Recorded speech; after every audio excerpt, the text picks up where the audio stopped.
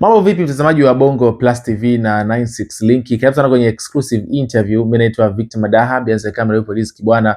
Na tunaendelea pia kuchambua huu mgogoro ama vita ambayo inaendelea kati ya Irani, Israel na Marekani. Lakini hapa katikati kumeibuka mambo mengi sana. Kuna watu ambao wameanza kuihusisha hii vita na mambo ya kiimani, na kuna wale ambao wanaona ni kweli kwamba hizi vita kwa maana inavyoendelea kuna mambo ya imani pia katikati yake, lakini na kuna wale ambao wanasema kwamba hii vita inaendelea lakini ni mambo ya maslahi zaidi, kwa maana ya kutafuta ushawishi na nguvu katika eneo hilo la Mashariki ya Kati. Niko na mchungaji Prophet Chandaro na mambo mengi sana kumuuliza kuhusiana na mambo ya kiimani zaidi katika hizi vita, atueleze hasa undani wake uko vipi hasa katika haya. Kwanza kiongozi, heshima yako. Yes, namshukuru Mungu tena siku nyingine leo. Kwema kabisa. Kwema kabisa. Kwanza nikushukuru, umekuwa ni miongoni mwa wachungaji ambao tukuhitaji, unakuja unatupa hizi elimu pia, na nikupe pole pia kwa safari mpaka kufika hapa studio. Nashukuru sana.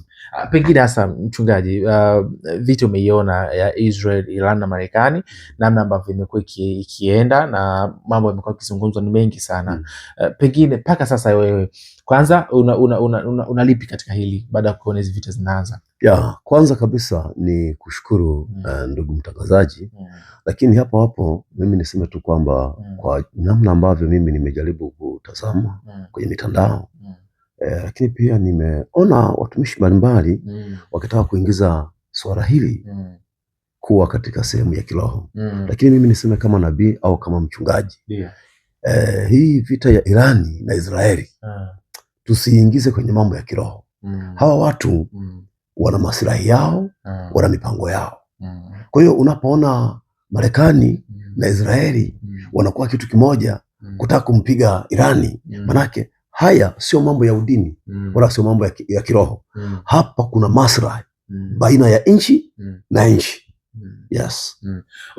Unadhani hasa kosa kubwa la viongozi wa kidini katika hili, na unadhani ni kwa nini hasa wanaiona kama umezungumza hivyo, wao wanaiona katika engo ya kidini hasa? Kwa sababu tumekuwa tukishuhudia kwenye mtandao akizungumza wengi hasa. Unadhani kwa nini wanajaribu kufanya kitu kama hicho?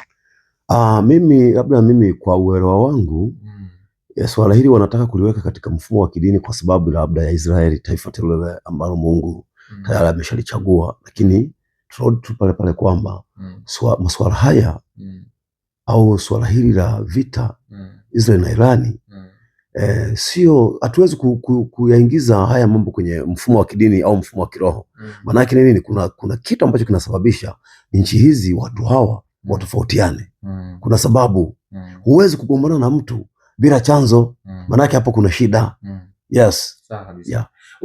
Unadhani wengi wanasema kwamba ni maslahi ya mafuta, na kuna wengine wanasema kwamba ni kutafuta ushawishi katika Mashariki ya Kati, kwa maana ya huko bara Asia kwenye ambako nishati ya mafuta inadaiwa kwamba ndo inapatikana zaidi. Unadhani pia hii inawezekana ni moja ya sababu yake, na unadhani kwa nini?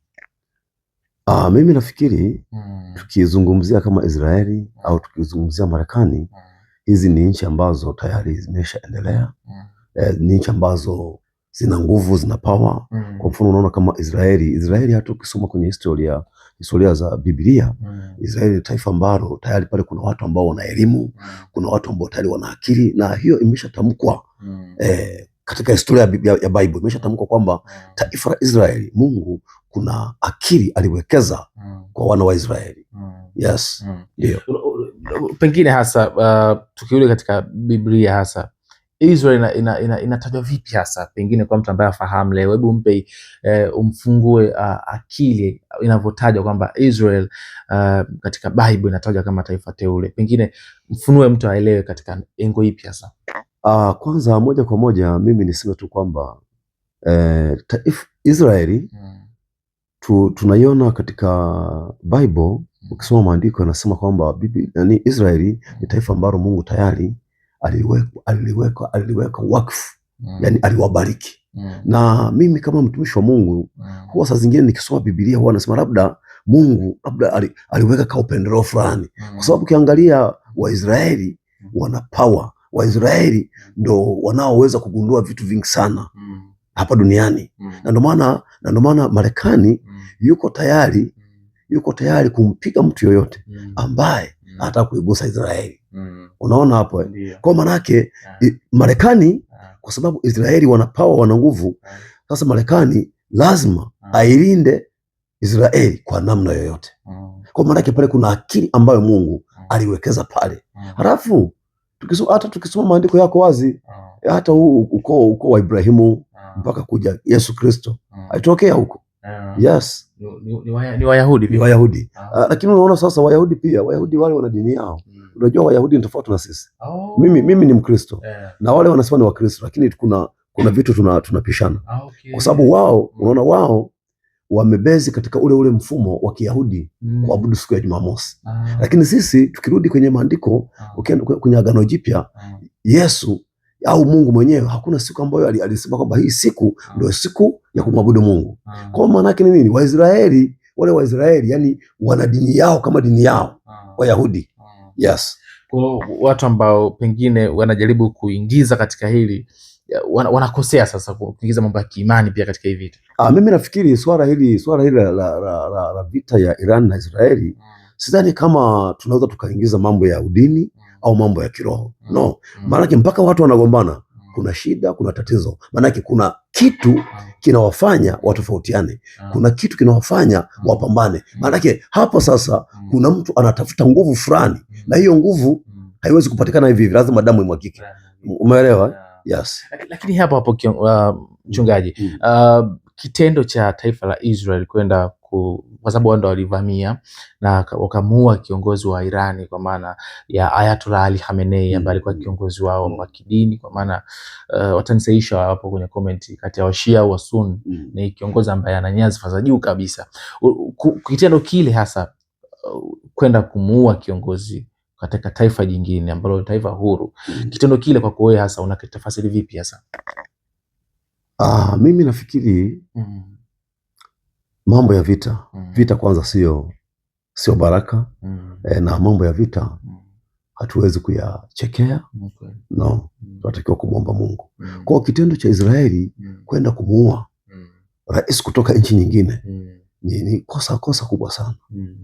Maanake ni kosa, hata kama kuna kitu labda Israeli walikuwa wanakihitaji, na tayari tukirudi kwenye historia ya kibiblia na ile nguvu na ule uwezo ambao Mungu aliuachia kwa hawa watu wa Israeli, manake wana uwezo pia, pamoja kwamba wana vifaru, wana vifaa vingi sana, lakini bado mimi nadhani kwamba bado wangeweza pia kutumia ule mfumo wa Bible. Yes. Unadhani hasa inatajwa kwamba katika Bible inatajwa kwamba Israel taifa ambalo halishindwi na vita, si ndio? Niko sahihi? Kama siko sahihi utanisahihisha. Inatajwa vile. Kuna ukweli katika hili? Mimi hapo kama nabii au kama mchungaji naweza nikasema kwamba uko sahihi au hauko sahihi katika mlengo huu. Namba moja, siwezi kusema kwamba taifa Israeli kwamba hapa duniani kwamba kuna nchi ambayo haiwezi kuipiga. No. Yuko yule Mkorea anaweza kumfumua. Mkorea pia anaweza kumfumua hata Marekani. Sio kwamba taifa la Israeli kwamba linaweza likapambana na nchi yoyote ikashinda bila kusaidiwa. Ndio maana unaona kwamba Israeli haiwezi kupambana na nchi yoyote bila kupewa nguvu. Umeelewa? Kwa maana yake mimi niseme tu kwamba taifa la Israeli bila kusapotiwa na nchi zingine haiwezi.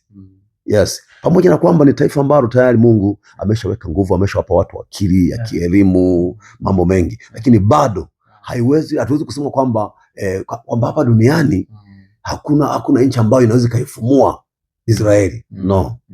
Sio kweli. Hizo nchi zipo.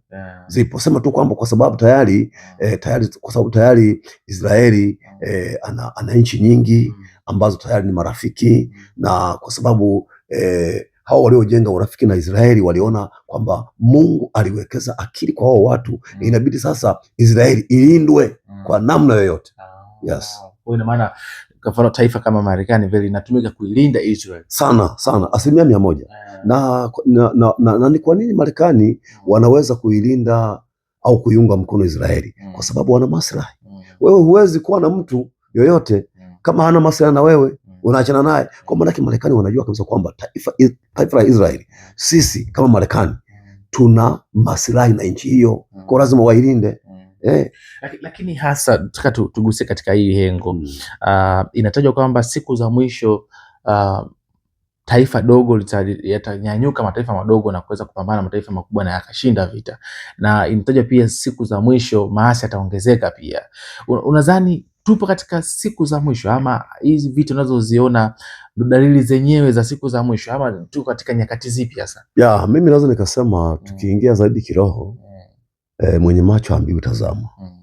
Tunatakiwa kumwomba Mungu kama unavyoona kwamba yaliyotabiriwa yote kwenye Biblia sasa hivi yanatimia. Taifa na taifa vinapigana, mfano kama Kongo hivi. Vita havijawahi kupoa, havijawahi kuisha. Kwa manake, ndugu mtangazaji, ulichokisema ni kweli tu kwamba dalili ni dalili ambazo tunaambiwa tukae mbele za Mungu, tukae tukijisafisha mioyo yetu, kwa sababu jirani yako au unaposikia nchi za mbali zinapigana na taifa fulani, huwezi kucheka, huwezi kufurahi. Kwa mfano kama sasa hivi wao wanapigana kule, lakini sisi ndo tunapata shida pia. Mafuta yameshapanda bei. Sasa manake vita hii hata sisi inatuathiri kabisa, yani kwa namna moja.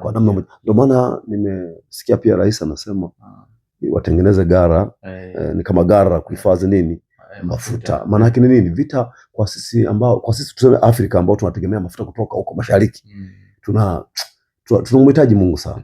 Sasa waangalia watu wanagombana, wako mbali na sisi tuko huko mbali kabisa, yanatukuta. Yes. Lakini kwa kumalizia sasa, pengine hasa wito wako kwa Watanzania ambao wanashabikia, unajua nimejaribu kuingia mtandaoni, ni kama watu wamegawanyika katika pande mbili. Wapo wanaosupport upande wa Marekani na Israel, na kuna wengine ambao wanasupport upande wa Irani, na kila mmoja anashangilia, wengine wanacheka, wanalikipiwa kombola huko mtu anachekelea. Unadhani hasa wito wako kwa Watanzania katika hili waende nalo vipi hasa? Kwanza sisi kama Watanzania hatutakiwi kuegemea labda Irani au kuegemea Israeli na Marekani. No, sisi tunatakiwa kuwa neutral. Kwa sababu gani? Vita havijawahi kuleta amani, vita havijawahi kuleta upendo. Kwa mimi niseme tu kwamba wanaoshabikia hawajui, kwa sababu hapa kuna watu wamepoteza watu wao, Irani wamepoteza watu wao, Israeli wamepoteza hivi. Kwa mfano angalia, nilikuwa naangalia Irani imefumua ubalozi wa Marekani pale Dubai. Sasa maana yake kama ubalozi wa Marekani pale Dubai umefumuliwa, kuna baadhi ya watu watakuwa wamekufa, wapoteza maisha. Sasa hatuwezi kushabikia swala la vita, kwa sababu swala la vita pia linatuathiri sisi ambao tuko huku mbali. Mimi siwezi kushabikia na kuunga mkono. Niseme tu Watanzania, swala hili tumuombe Mungu, watu sishabikie. Yes. Unaliona likisha vipi hasa sasa? Unadhani hizi vita zitaendelea kwa muda mrefu ama watakao yamalize?